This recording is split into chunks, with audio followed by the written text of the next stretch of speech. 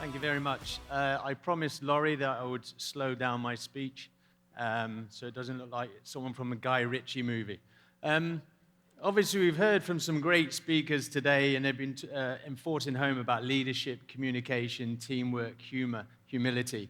My presentation, I'll share my story, and throughout that presentation, you'll see where I've used that and practiced that and used that for real. So, for myself, I was born into a military family. My father and my grandparents were in the military. I grew up in a town called Aldershot, which was the home of the British Army. So I was very much immersed in that environment. But I actually never wanted to join the military myself, and it was never forced upon me by my family to continue that tradition. I actually wanted to be a firefighter. I finished school, went to college, and I went on a summer vacation with my friends, and we went surfing. And that 2-week vacation turned into 6 months for me. I didn't go home. Long before mobile phones, my father then came looking for me, and he just told me that I'd wasted my education and my life was ruined. So I told him, well, I'm going to join the military. I was expecting some warm, comforting words from him and support, but I was met with, you would last 2 minutes. Not the response I was expecting, but for me, I thought, there's no point in arguing with someone until you're blue in the face. You know, the best thing to do is prove them wrong. And so that's what I did. I joined the military. Joined the military at the age of 17 in 1995. I joined the Royal Engineers because my father was the Royal Engineers. And soon, 65 kilos and about 5'7", I could see where he was coming from. But in a very short period of time, I went through basic training. I finished basic training. And every time I did a course, I got more confident in my abilities. And so by the age of 21, after 4 years, I was now airborne, commando, a diver, and a PTI. I'd done every arduous course that you could do in the UK military at that point. I was very fortunate to serve with 3 Commando Brigade with the Royal Marines, and I was also an instructor on the commando course and then an instructor at the Defence Diving School. So my career was really channeling me in one direction, and that was the UK Special Forces. So unlike the US, where you have your SEALs and your Delta Force, we have the Special Air Service and the Special Boat Service.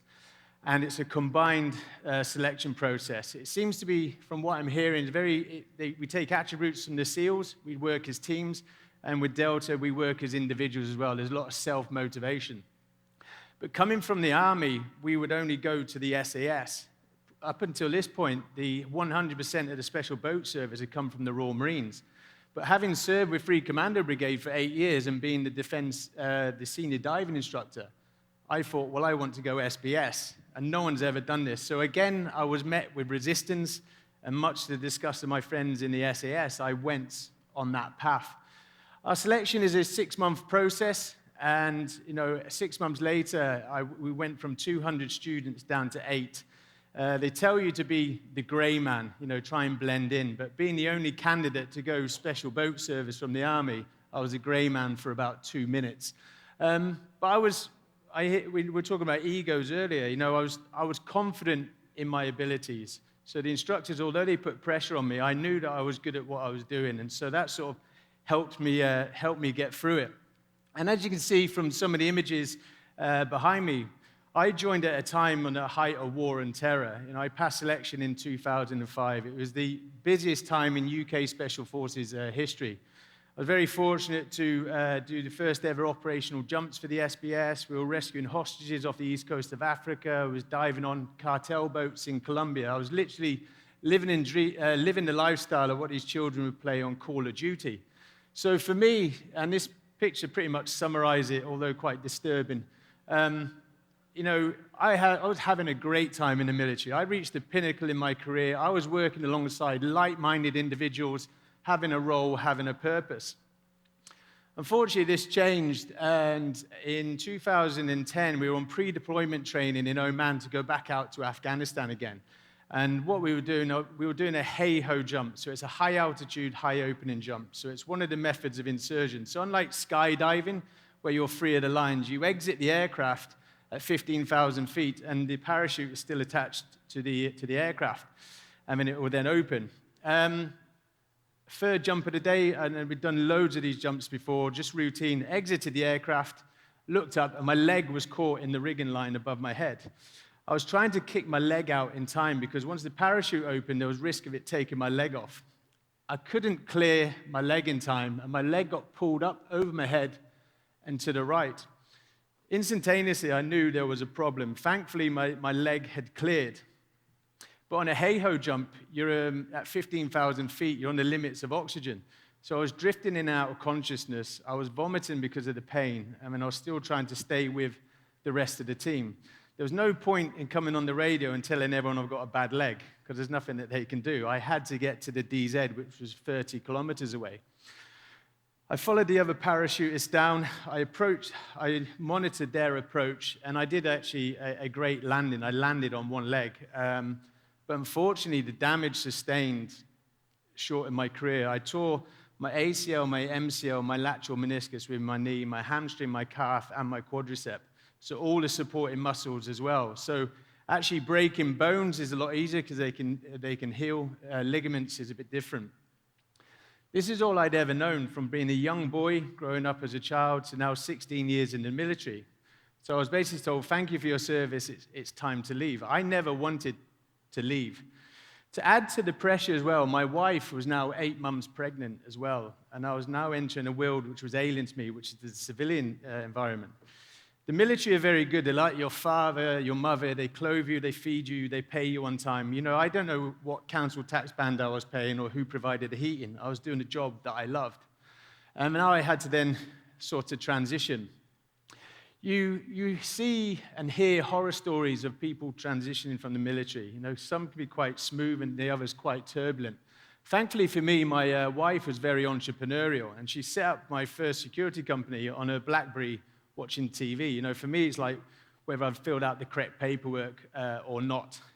And, you know, without sounding like Liam Neeson, those with our skill sets, that is the natural progression for us, is the security industry. You know, when I used to tell people I was in the security industry, I think they thought, because the way I looked, I was a doorman from the local nightclub. But the security industry is very diverse, everything from surveillance, close protection, kidnap, ransom, consultancy, coaching, and mentoring. Some of the slides you'll see behind me, everything from taking the UAE Royal Family super yacht from Barcelona to Maldives, training the Kurdish Special Forces to fight ISIS. Each job was very different and unique in its own. Within 48 hours of leaving the military, thankfully I got a phone call, and I was asked if I could help set up the British Embassy in Benghazi during the Arab Spring in Libya, which obviously I did. When I arrived there, I soon identified that the Libyans didn't want Libya being another Afghanistan and Iraq. Once Gaddafi had fallen, they wanted to take control of their country. And secondly, I found out that these larger security companies, I call them the Big Five, were charging 6, 7-figure sums for crisis management and evacuation plans, when actually, when you scrape the surface, there was nothing in place. So 2 weeks later, I flew home. My wife gave birth to our daughter, Molly, and I said, I think I have a plan. I was trying to find a niche within the security industry. A lot of my friends were running maritime security companies off the east coast of Africa, but I didn't really want to be doing that. So I wanted to see how I could, stand out within this industry. So I took our life savings out of the bank, and I went back into Libya, and I bought 30 weapons on the black market, and I buried them between Tunis and Egypt, and just designed my own evacuation plans. I buried communications kit, money, weapons, and just wrote reports, so if there's any evacuations from the sea, from the land, or from the air. I lived in Aberdeen, which is obviously the Houston of the North Sea in Scotland, so I was very much immersed in the oil and gas sector, and I sold my concept to the oil and gas companies, hopefully never needing to use it. In 2012, I just finished the London Olympics, and I was in Benghazi, September 11th, when John Stevens, your American ambassador, got killed. So I don't know if it was right place, right time, or wrong place, wrong time. So I got a phone call, and I came in, and I single-handedly evacuated a German oil company, KCA Deutag, from Benghazi back to Tripoli through safe houses that I had in the desert. Because of the success of that, 2 years later, I was at the Brazil World Cup, covering there. And the image in front of you now is the Tripoli International Airport, which was burnt down. So This was the summer 2014. It's a Tripoli war between the militias and the government, which is still ongoing at the moment. And I get a phone call from the Canadian embassy saying that your name keeps coming up. We're stuck in Tripoli. Can you help us? So I flew in from Brazil via London back into Tripoli, and I single-handedly evacuated the Canadian embassy, 18 military and 4 diplomats, from Tripoli back to Tunis. It sounds very sexy and it sounds very Hollywood. I've never needed to dig up any of my weapons. I've never fired a round in anger. The special forces, as we've touched on there, because of Hollywood, everyone has this perception that we're 6'7", breathe fire, and everything else. 25% of what we do is the offensive action, which you see on the TV. But 50% of what we do is support and influence. It's hearts and minds. It's getting embedded with those locals, understanding the actual situation on the ground, the demographics, the politics, and the tribal influences. And that was the success of this challenge. The British embassy, the week before, it got shot at every checkpoint between Tripoli and Tunisia, which was obviously worrying the Canadians. So myself and my fixer went out. We didn't speak to the guys with the weapons. We spoke to the tribal elders. And it was actually all about communication, just sitting down with them, showing them respect, showing that we're no threat. And that's all it was. And that simply got us out of the country. I came home from this trip, and my normal sort of standard operational procedure would just be to wash my clothes, pack my bag, and wait for the next phone call. One of my shirts was soaked in blood because when we got to the border, there was a road traffic collision. So I was doing some first aid. And I said to my wife, can we get the blood out my shirt? She said, yes, we can, but I'm more concerned in why there's blood in there. So I told her that I just evacuated the embassy, and almost as a throwaway comment. And she said, have you hurt yourself? I was like, and she goes, do you also realize that you've only been home 21 days in a 365-day calendar? So this is the chapter 19 in my book is called Dead or Divorced. This is the stage we're at the moment. So my wife said something needs to change. And what it was, I was trying to match the adrenaline rush that I had when I was still in the Special Forces without actually coming to terms with the fact that I'd left. You know, I didn't have friends that were going to come in with helicopters and UAVs and help me. So I was very fortunate that I'm still here and the missions were successful, but something had to change. So I hung up my security boots. My wife was a property developer, and I just went to work with her. The injured leg now was 2 kilos lighter than the good leg because of muscle wastage. This is probably about a 5-year period now leaving the military. So I neglected my own sort of physical and mental well-being because I was so focused on the work. And so I just bought a push bike off Amazon, bought some Batman Lycra, thinking it looked cool, and it doesn't. And I just cycled to and from the office, only about 8 miles there, 8 miles back. But straight away, being physically active again, I felt good. I felt like I had a purpose. But you can imagine with my backstory, sat in these architects and planners meetings, you know, I'm not really interested in the drawings or the plumbing system. It was more the coffee and the biscuits. And my wife could see that glaze over my eyes, and she said, you need to do something to keep yourself, you know, physically and mentally engaged. It was about a month before my 40th birthday. So I said, well, I've always fancied doing a world record. And she said, well, what in? And I said, well, cycling seems to be good because it's low impact. It's not hurting my knee. So I thought, perfect. So my wife then threw the Guinness Book of Records at me when we started scanning. I was thinking more like the length of Scotland. My wife then found the Pan-American Highway, which is the world's longest road over 2 continents and 14 countries. So my wife clearly wanted me out of the house at this point. So having only cycled 20 miles, I applied for the world record. And 6 weeks later, Guinness came back and said, yes, you've been successful on your application. I thought, oh, perfect. During the period that I left the military, I did a lot, I still do a lot in charity work. I'm an ambassador for our largest military charity in UK. I'm an ambassador for the Special Boat Service Association. And so I called a close friend. I'm going to massively name drop now. So I rang my mate, Harry. So Harry and I met each other 14 years ago on a JTAC course, and we've been friends since. We've done a lot of charity work behind the scenes together. I had an intelligence fusion cell based in Mozambique and Tanzania, which would identify the smuggling routes for the ivory. So every 3 months, I would go to Kensington Palace and disseminate that information to him so that we could obviously stop all that. So I rang him up and I said, look, I'm going to cycle the world's longest road. You know, what charity should we do it for?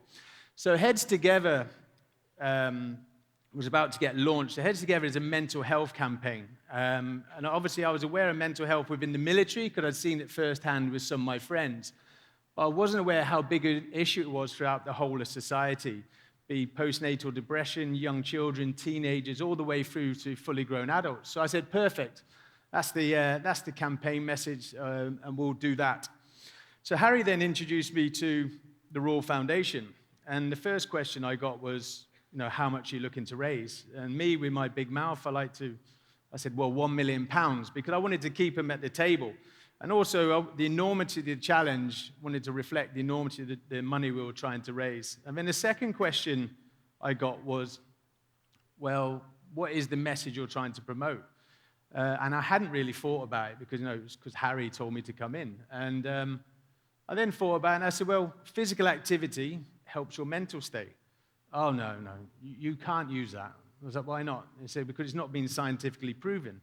I said, that's fine. But I don't need a scientist to tell me that I feel good when I'm training. So I ignored them anyway and carried on promoting that message. So we now had the challenge, the world's longest road, and we were going to do it for mental health. So for me, I hadn't cycled since I was a young boy on a BMX, and cycling had evolved. It's now a multi-billion-pound industry. So I was trying to learn from the best. I was trying to get as much information as I could from books and from magazines, but I just wasn't getting that information. It was crucial for me to plan this project. So as the guys talked about earlier, there's a thing called after-action review. We call it hot debrief. So, you know, one of the reasons with one of the best special forces in the world is not because, you know, the best caliber guy is best training. It's because we're always evolving. We're always learning from our mistakes. So when we used to land on the helicopter, before we'd even left the hangar, we would have this hot debrief. And the three main questions were, what worked, what didn't work, and if you were going to do it again, what would you do differently? So I thought, well, the best people to ask that question are those that have done the world record before me. And so I tracked down the previous world record holders and asked them those questions. The gentleman in the top left-hand of the screen, Scott Napier, he had the world record in 125 days. Gentleman below him had already broken that, and it was now 118 days. So by the time Guinness had got back to me, the world record had already been beaten. The two gentlemen I met in Dubai, Axel and Andreas, had the South America world record, and Mark Beaumont is one of the world's most famous endurance cyclists. He too has also done this challenge.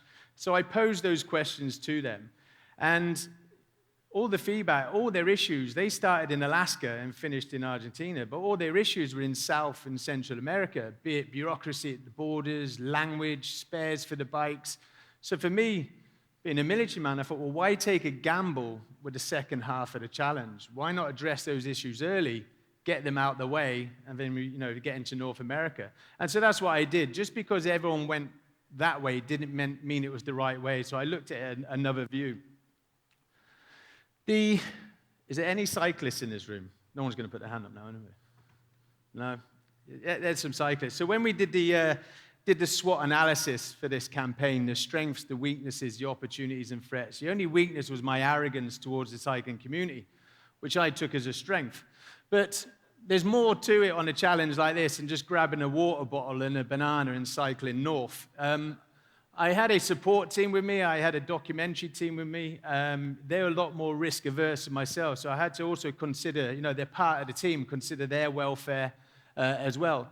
What's the best time to do this challenge? What are the best seasons that are going to give me the best advantage along this? Are we going through countries in the middle of elections? Could there be any sort of civil unrest? Where are we going to sleep? There's so many things, and it was literally building out as a plan. I'd never cycled before, but I was a military man, so I just took a military set of orders and put it on the challenge and just crossed out ammunition. And then, as I evolved as a cyclist, I then introduced that into the plan. For some of the cyclists, a century ride is a 100-mile ride. I did a 100-mile ride within 7 days. Harry and I did a promo video together, and afterwards, when when the cameras had stopped, he said, well, what training are you going to do? And there's a famous ride in the UK called Land's End John O'Groats. It's from the southern point of England to the northern point of Scotland. So I said, I'm going to probably do Land's End John O'Groats because the Pan American Highway is 15 of them back to back. So he said, would I do it with some of the members of the Invictus Games? I said, yes, of course, but I wasn't comfortable to do that straight away. So having only cycled for 3 weeks, I decided to do Land's End John O'Groats. I did everything completely wrong. And when they say about learning from your mistakes, I learned a lot of mistakes on this. I set off on day one, and we had huge storms. I crashed my bike on day 3. I fractured my scaphoid. I got to Scotland on day 6, and it's the coldest it had been in 16 years. I don't know if you realize, but the bike that I finished with isn't the bike that I started with. I broke the first bike, but I just sent my friends to the shop and just buy one off the shelf. But for me, if I couldn't do one, how was I going to do 15? So mentally, I had to make sure that I did it. 6 months later, we then set off reverse with the members of the Invictus Games. You know, I now knew what cycling was. I now knew what people were saying, oh, you're not bike fit. I thought bike fit was fitness when actually it's the measurements to your bike. I was doing everything wrong. So 6 months later, I now got it all right.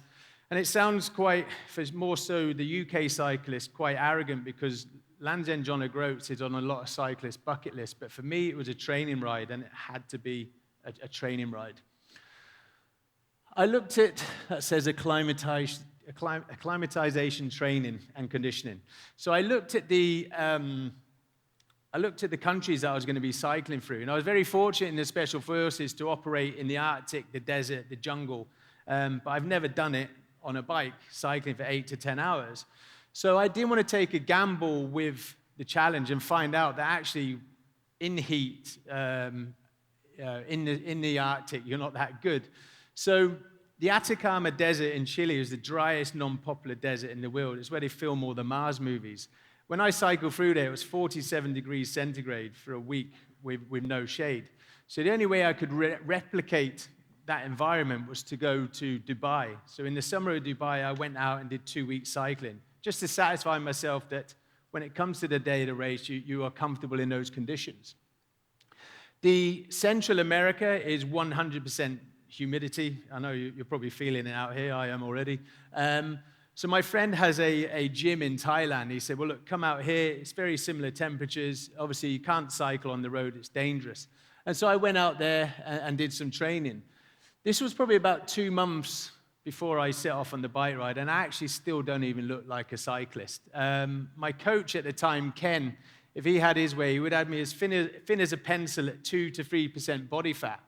But for me, I was sort of taking the knowledge that I had from my time in the military. So courses such as selection, which is 6 months long, you don't start that course 100% fit because you will burn out by week 2 or 3. So you start 75, 80% fit, carrying a bit of weight, and then you lose that weight as you progress on. So that was my excuse for not dieting anyway.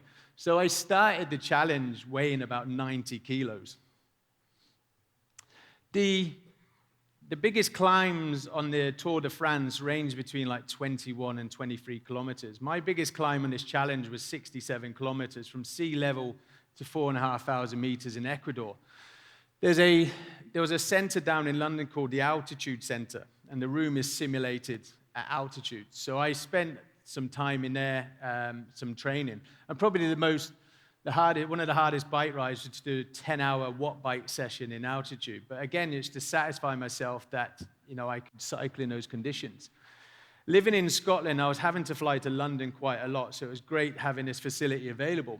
But also during this period of training, I'm trying to find sponsorship. I'm chatting to the charities. You can imagine how difficult it was going into some of these blue chip boardrooms and presenting, say, right, well, I've never cycled before.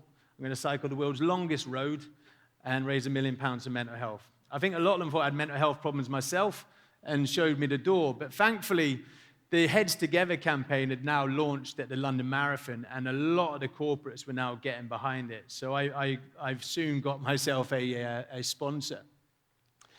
My sponsor came on board, a FTSE 100 wealth management company, and my original start date for this challenge was the 1st of March. And they said, look, we have an ACM event at the end of January in London. Can you come down for this? I said, yeah, of course.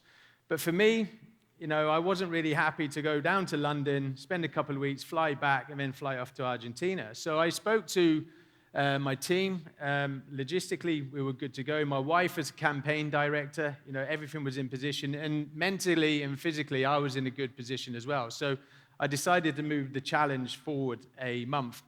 So we flew down to London. We did all the TV, the media. We had the ACM event. And then that evening, actually, we had a sit-down dinner, and they raised £265,000, which is about $350,000. And then they matched it pound for pound as well. So before I'd even set off, we had £500,000 in the pot. And then the next morning, I flew off to Argentina. On a challenge like this, you know you're going to have challenges. It's a 100-plus day event. You're going to have challenges. I wasn't expecting challenges from the start. As soon as we arrived, our shipping container was in Chile. I hadn't even got to Argentina. And my team were like, well, we can't leave without the kit. I made a quick analysis. We had enough kit to go in, and then we would pick up the kit as we went through Chile. So that was the first decision. Living in Scotland, I'm used to the winds, but I'd never experienced winds like this in Patagonia. It was relentless. It was 40-mile-an-hour crosswinds, and I'd never experienced anything like it before. And on day 2, I had a sharp stabbing pain in my good knee. And so you can imagine on a 100-plus day challenge, you're already in pain. So the soft tissue therapist taped my knee up, and we measured the bike. Everything was as it's supposed to be. So we actually sent some video footage to Team Sky, professional cycling team, of me cycling. And the analysis when they came back a day later was, because of the strength of the winds, I was cycling at a 45-degree angle into the wind to keep the bike straight. So it was actually the torsion in the knee. So thankfully, a week later, when the winds had subsided, the pain had subsided as well. The world record was 117 days. I was aiming for 110. It wasn't because I wanted to smash it by a week. When I was looking at all the potential scenarios and situations that we could encounter, there was things that were out of my control, be it natural disasters, be it coups, be it third-party influence. So if we did encounter any of that, it would eat into that one-week fudge and not into the challenge. We talk about the intricacy and detail and planning. I knew every inch of that road from the data that we had, which is quite good at some points and can be quite bad as well, knowing what you've got coming up. But the nutrition and hydration, for example, was key on this challenge. So I had to look at it as a polar expedition. I was going to be losing weight from the start to the beginning. So for me, all I would do is have a big breakfast, and then I would cycle as fast as I could for 2 hours. I'd get off the bike, and I'd have some food and water. And I was quite disciplined in my timings. It was 30 minutes, and then I was back on the bike. I wasn't having a selfie with a llama. I wasn't chatting to the documentary team. And then all I would do then was cycle as fast as I could for the next 2 hours. I wouldn't look at that afternoon. I wouldn't look at the next day.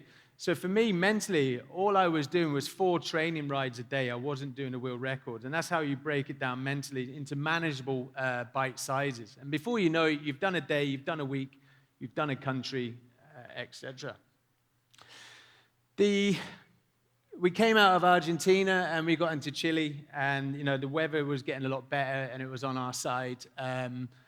We talk about the nutrition. It's very easy when you're back in the UK, when you're looking at the paper, this is your nutrition plan. But when you actually get out there, it's whatever's available. In Argentina, it was ham and cheese or cheese and ham, whichever way you looked at it. Then when we got to Chile, it was chicken and rice. The sign in the middle, I'm not a sign spotter. This was day 13. I was descending the hill, and I could see the traffic was filtering from 2 lanes into 1. So I thought, well, there's nothing beyond that sign. I'll just limbo the sign. So I just shot down the hill, but I wasn't aware of the bar that ran across the bottom.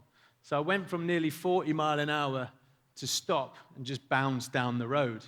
Thankfully for me, I still had that timber that I was talking about, which cushioned me. But for me, a real eye-opener on how easy things could have gone wrong on this challenge.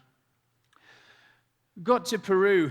The two gentlemen I met in Dubai said, you will get food poisoning at some point on this challenge, but know that you can still cycle with food poisoning. When we got to Peru, unlike Argentina and Chile, there were service stations and shops that we could buy food and replen. Every border we went to, they kept taking the food off us, so we always had to then find shops and replen. When we got to Peru, there was no shops open, so we had to dine out. And yes, I got food poisoning twice when I was in Peru. And yes, you can still cycle with food poisoning, but it's not pleasant. But my decision to cycle from south to north was a good decision from a cycling perspective. I had a tailwind all the way through Peru. So that's 2,500 kilometers of tailwind. So although with food poisoning, the cycling wasn't as laborious.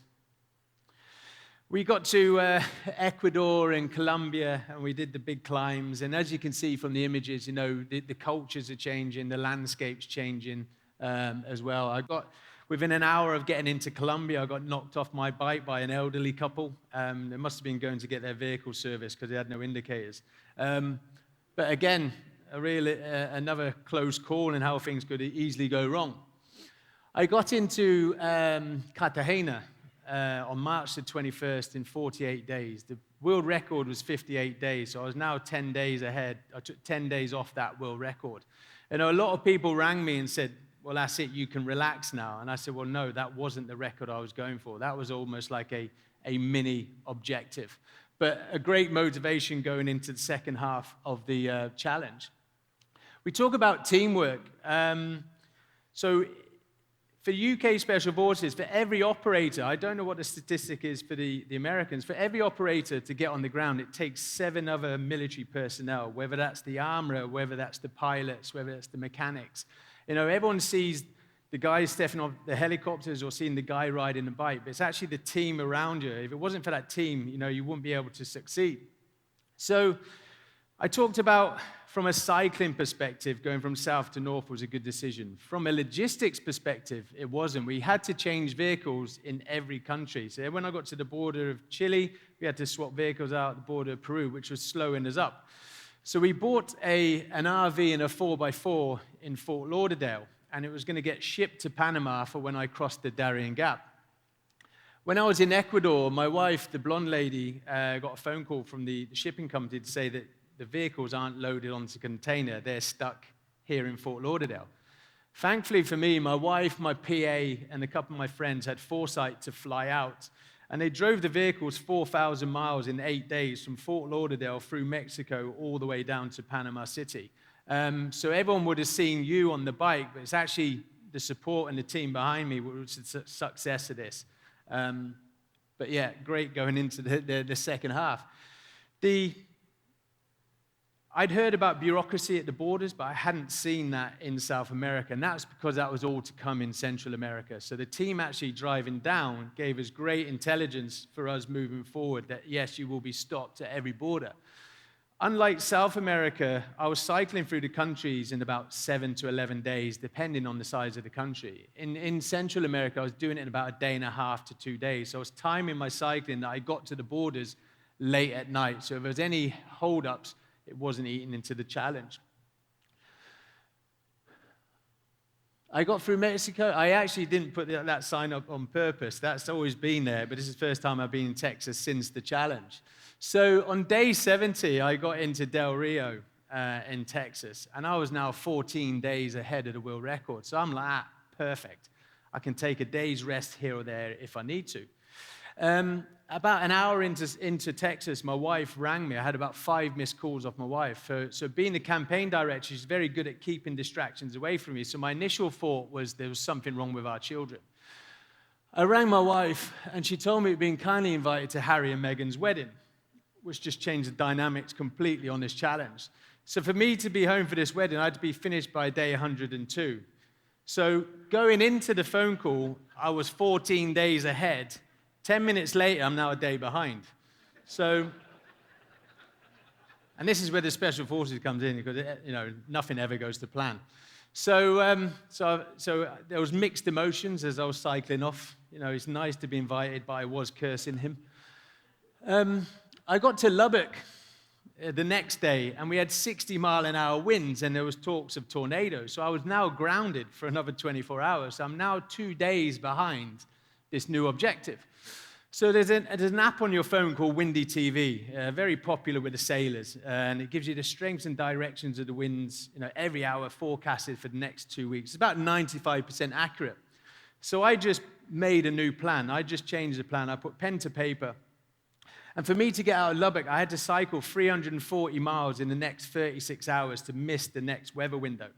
So in North America, I just played chess with Mother Nature. I found gaps within the winds and cycled. Unlike South and Central America, it was a lot safer in North America. I could cycle at night. So the amount of highway patrols that stopped me at 2 or 3 o'clock in the morning wondering what I was doing. But I also use it to my advantage. I got to Cheyenne in Wyoming, and I picked up a 50-mile-an-hour tailwind. So I did 260 miles cycling in 11 hours. So I was also using it to my advantage. So we had 17 days planned for North America. I cycled it in 11 and a half days. So I'm now back on track for this new objective. We get into Canada, and then soon Alaska. And as you can see, you know, everything's changing, the temperature's changing, a lot. I thought, perfect, the world record is now secure, and I can go to the wedding, unless I get eaten by a grizzly or a wolf. And I got to a town called Whitehorse, about a week outside of Prudhoe Bay in North Alaska. And the 2 gentlemen from Dubai messaged me, and they said, look, have you seen this guy? And there was a professional cyclist, a 26-year-old lad sponsored by Red Bull. He's got 3 other world records. He'd come out on social media that day and said that he was going to cycle the Pan American Highway in under 100 days. I was like, great. So every time I hit my objective, the objective then moved. So for me, I cycled in the last 30 hours, I cycled for 22 hours in the last 30 hours in minus 18 to make sure that I gave it my all and tried to come in under the 100 days. I talked about a documentary team. I'm just about to play a video. They kept saying to my wife, this guy is showing no emotion. It's like a military operation.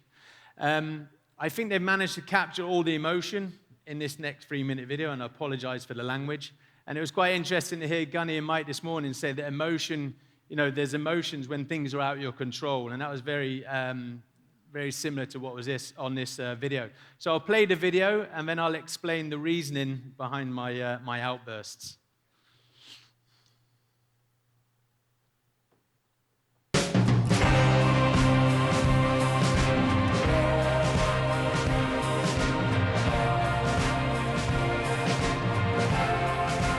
Why am I doing this? What are you actually doing?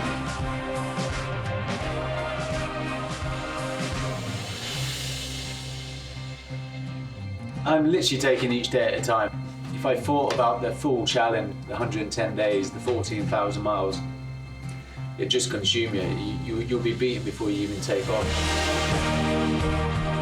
I'm not going to get any feeling in my hands, but one of the ethos of the Special Forces is the Unrelented Pursuit of Excellence, which is what I'm promoting here. So I see myself as an ambassador representing the Special Forces community.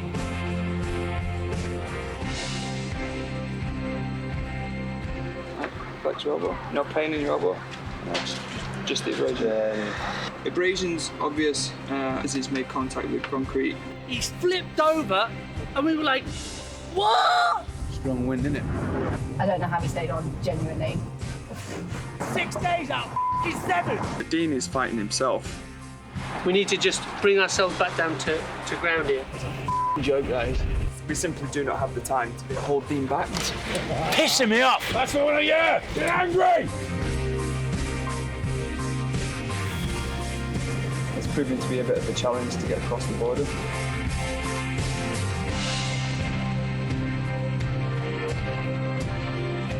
No doubt, everyone's fearful, but you don't show it in front of your friends because you all need to be positive. Positivity is contagious. They see you fear in you, then that's contagious as well. Love you all. Bye-bye. Bye-bye. The time now is 0400 in the morning.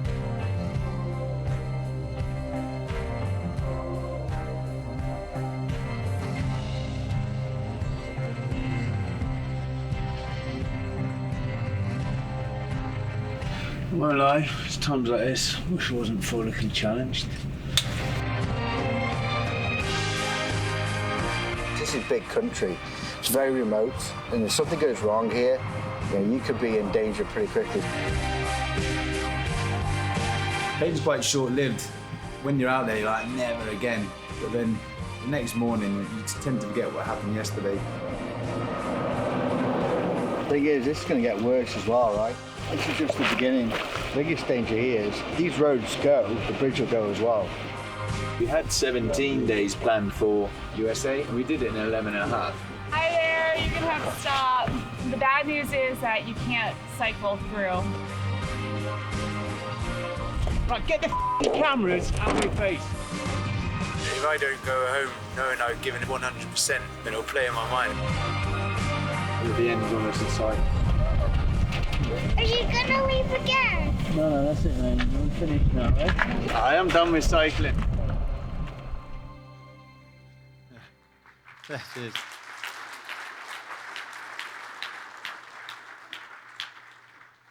So apparently I showed no emotion. But the last 2 days, I had 250 miles to do, and I thought, well, I'll do 150 miles today.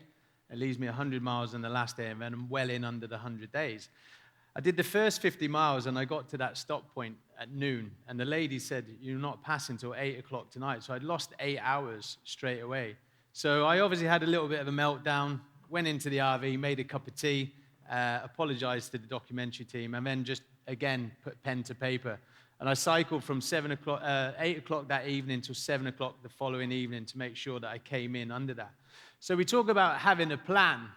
The success of this challenge was actually, yes, you have your start point, your A and your B, your objective, but the path there isn't always straight. The success of this challenge has been reactive to the situation on the ground. I finished in 99 days, 12 hours, 56 minutes. I started at 90 kilos. I was now weighing 78 kilos, so lost 12 kilos. So my decision to keep the weight on was good.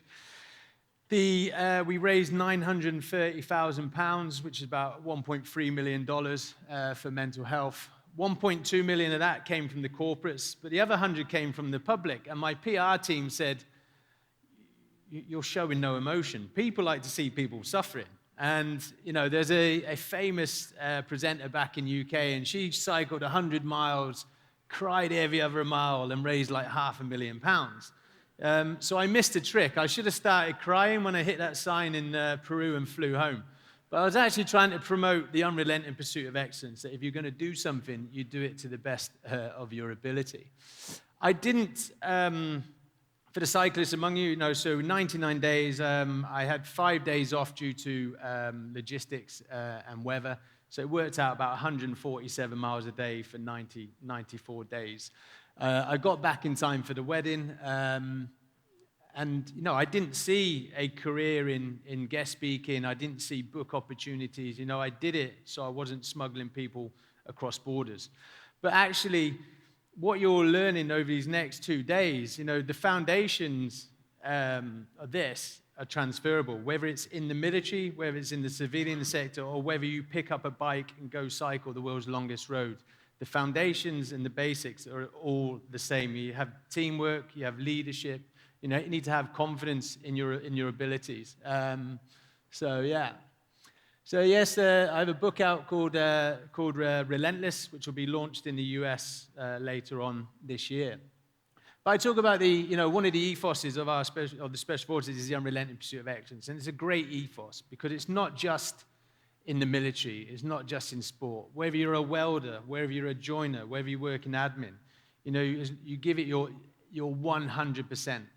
And don't compare yourselves to others. The problem we have nowadays is social media. Everyone's comparing themselves to others. If you know at the end of the day that you've given all you can and you look in the mirror, then no one can ask any more of you. Thank you so much for your attention, and I'll no doubt take questions later on. Thank you.